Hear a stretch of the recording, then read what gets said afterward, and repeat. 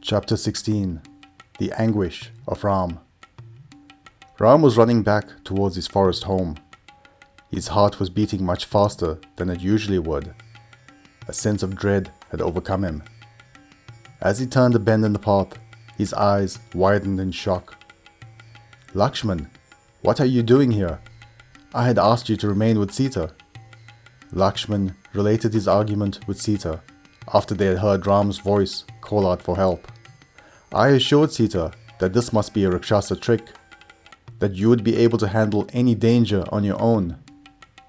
But she had lost all sense, and even accused me of wanting you to perish, so that I can have her to myself."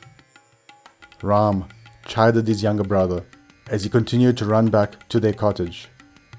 "You let your emotions overcome your reason. My instructions were clear. You were to remain at home and protect Sita." Lakshman was upset, but he composed himself as he followed his brother. Ram's heart sank even further as he returned home and Sita was nowhere to be found. The ground indicated signs of a struggle. Ram and Lakshman spread out in search of Sita. Ram went from tree to tree calling out Sita's name. He hoped that she was merely out collecting food or flowers or playing a game with them. But deep within, he knew that something terrible had befallen his beloved. A retaliation for his destruction of the Rakshasa forces was inevitable, and now it appears that Sita may have paid the price. Ram and Lakshman continued to search for hours. Ram screamed out Sita's name until his voice was hoarse. His fear turned to rage as he screamed out threats to the mountains, demons, and gods to return his wife. Then, his rage turned to anguish as tears streamed down the prince's face. He resolved that he would not be able to live without Sita. "Go back to Ayodhya, Lakshman. Tell Bharat that he should continue his rule.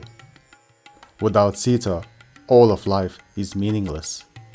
What worth is a kingdom without my wife at my side?" This time, it was Lakshman's turn to counsel his brother.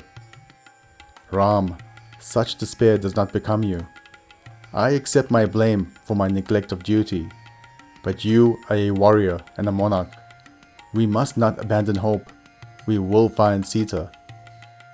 Ram calmed his emotions and steadied himself. Then, out of the corner of his eye, something in the forest caught his attention.